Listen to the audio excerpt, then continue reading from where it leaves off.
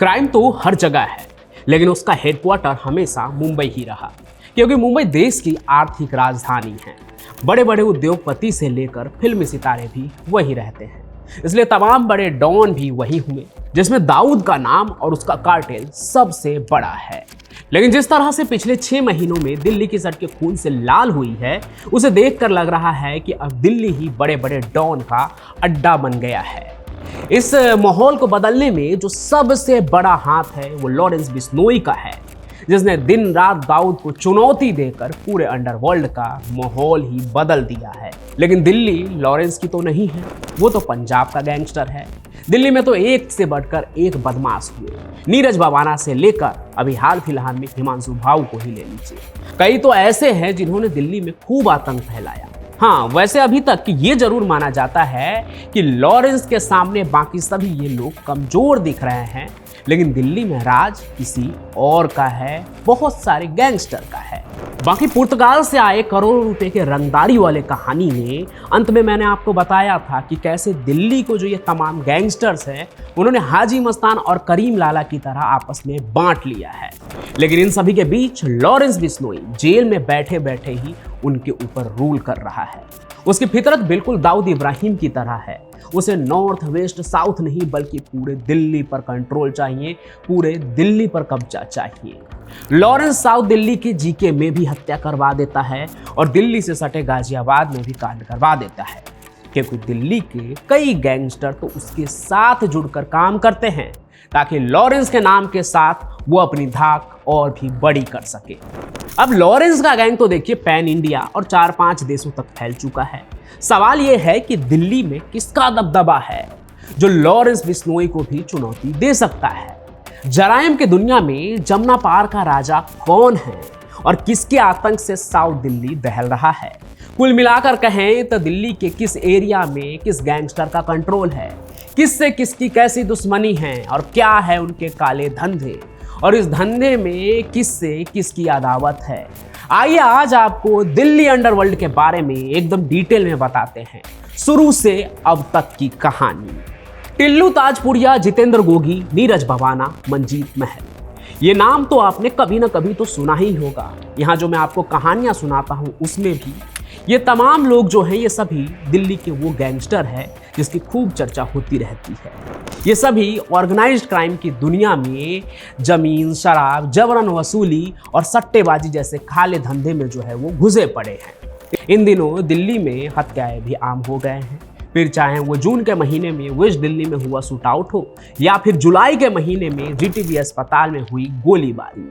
आलम तो ये है कि आजकल 18-19 साल के लड़के भी अंडरवर्ल्ड का माया डोलस बनने के चक्कर में रोड रेज में भी गोलियां चला देते हैं। अब इससे पहले कि हम कहीं आगे बढ़े, आइए थोड़ा एकदम शुरू से समझते हैं दिल्ली के अंडरवर्ल्ड को, ठीक वैसे ही जैसे मुंबई अंडरवर्ल्ड की कहानियों में मैं आपको बताते आता हूँ।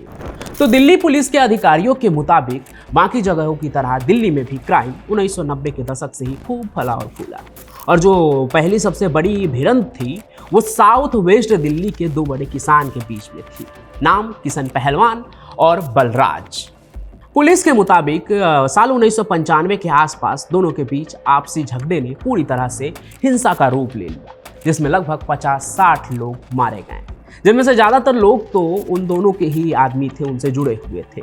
हमने पहलवान का गिरोह का वर्चस्व जो है वो जल्दी खत्म हो गया, क्योंकि मंजीत महल ने उसके आखिरी बड़े नेता और नजफगढ़ के जो पूर्व INLD विधायक भरत सिंह थे उनको जान से मार डाला था।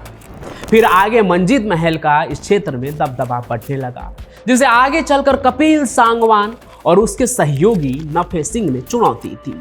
फिर बाद में जब मंजीत महल गिरफ्तार कर लिया गया तो फिर सांगवान के गिरोह ने अपनी पकड़ बना ली उस एरिया में। फिर इसके बाद बाहरी दिल्ली में भी अलग अलग गिरोह पनपने लगे। नरेला और बवाना में संदीप चिटाना और नीतू दाबोदिया के गिरोह ने आपस में लड़ना शुरू कर दिया। इनके बीच वर्चस्व की लड़ाई वसूली के धंधे को लेकर थी। हालांकि साल 2013 से 15 में उनका वर्चस्व जो है वो खत्म हो गया, जब टिल्लू ताजपुरिया और जितेंद्र गोगी के गिरोह ने उस पर कब्जा कर लिया, और उनका दबदबा जो है, उनके गैंग का दबदबा आज भी दिल्ली में कायम है। क्राइम ब्रांच के एक सीनियर ऑफिसर के मुताबिक इन सभी गैंगस्टर के पास आमतौर पर अपने कैचमेंट एरिया होते हैं, यानी वो इलाका जहां इनका अपना पूरा कंट्रोल होता है, यानी कि डॉन का अपना एरिया। तो सबसे पहले बात करते हैं संदीप चिटाना और नीति दाबोदिया गिरोह का। इन दोनों के नाम के पीछे चिटाना और दाबोदिया जो है वो इनके गांव का नाम है। दिल्ली और हरियाणा के आसपास के बहुत सारे गैंगस्टर ऐसे हैं जो अपने नाम के पीछे अपने गांव का नाम लगाते हैं, और इन दोनों के बीच वर्चस्व की लड़ाई भी है। ये दोनों जो है 2005 के आसपास एक सहयोगी की तरह अपराध की दुनिया में शामिल हुए थे, लेकिन आगे चलकर दोनों के बीच धंधे में पैसे को लेकर दरार आ गई। हालांकि वो दोनों साल 2009 में गिरफ्तार भी हुए थे, लेकिन अगस्त 2012 में दिल्ली की एक अदालत में पेश किए जाने के बाद हरियाणा पुलिस की गिरफ्त से वो भाग निकले। हिरासत में थे उनके और वो वहाँ से गायब हो गए, और फिर उसके बाद ये दोनों भी आपस से अलग हो गए। जिसके बाद साल 2013 के मई महीने में हरियाणा पुलिस की स्पेशल टास्क फोर्स ने एक एनकाउंटर में चिटाना को मार गिराया। वहीं 2 साल बाद अक्टूबर 2015 में वसंत कुंज में एक होटल के बाहर स्पेशल सेल ने दाबोदिया को भी गोली मार दी। पर जरायम की दुनिया एक ऐसी दुनिया है जहां एक अपराधी मरते नहीं कि कई और जन्म ले लेते हैं। तो अब बाहरी दिल्ली में टिल्लू गोगी गिरोह का बोलबाला भी शुरू हो गया था। ये दोनों भी कभी दोस्त थे, लेकिन दिल्ली के स्वामी श्रद्धानंद कॉलेज में छात्र संघ के चुनाव के दौरान कट्टर दुश्मन बन गए। इनमें से गोगी मार्च 2020 में गिरफ्तार कर लिया गया और अगले ही साल रोहिणी कोर्ट में शूट आउट में वो मारा गया। पुलिस के मुताबिक इस हत्या के पीछे टिल्लू का ही हाथ था, जो उसका सबसे जिगरी दोस्त हुआ करता था कभी, जो उस वक्त सलाखों के पीछे था, और वहीं से गोगी की हत्या की साजिश रचता है। अगले साल चलकर साल 2023 में, यानी कि पिछले ही साल, टिल्लू भी तिहाड़ जेल के अंदर ही मार दिया गया।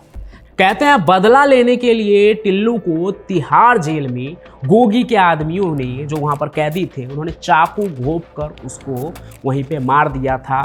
और इस खून के बाद जेल के अंदर, तिहाड़ जेल के अंदर हुए इस हत्या के बाद खूब हंगामा हुआ था, क्योंकि तिहाड़ भारत का सबसे चर्चित जेल है जो देश की राजधानी दिल्ली में है। बाकी टिल्लू और गोगी तो मर चुके हैं, लेकिन उनके गिरोह अभी भी ताजपुर कला और अलीपुर के अलावा हरियाणा के सोनीपत जैसे कुछ हिस्सों में एक्टिव है। आपको ये भी बता दूं कि ये जो टिल्लू है, जिसे सभी टिल्लू ताजपुरिया के नाम से जानते हैं, उसका लॉरेंस बिश्नोई से भी 36 का आंकड़ा था, और लॉरेंस की गोगी गैंग से दोस्ती है। तो कई बार ये भी बात बनी कि तिहाड़ में हुए टिल्लू के हत्या के पीछे लॉरेंस बिश्नोई का भी कुछ ना कुछ उसके गैंग का लेना देना है। और इस हत्या के बाद तो गोल्डी बरार भी सामने आया था कि इन सभी चीज़ों के पीछे हमारे भाई का ही हाथ है।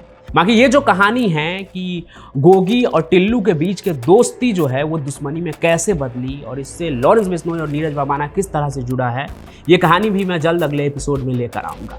बाकी लौटते हैं अभी दिल्ली अंडरवर्ल्ड की कहानी पर, जहां गोगी और टिल्लू गैंग के साथ 2 और गैंगस्टर जुड़ते हैं, नाम राजेश बबाना और नीरज बबाना। तो राजेश बबाना गोगी के साथ जुड़ता है और नीरज बबाना टिल्लू ताजपुरिया गैंग के साथ। यहां से आपको एक और बात समझ आ रही होगी कि आखिर नीरज बबाना बिश्नोई गैंग का दुश्मन क्यों बना। बाकी मैं डिटेल में बताऊंगा ही अगले कहानी में।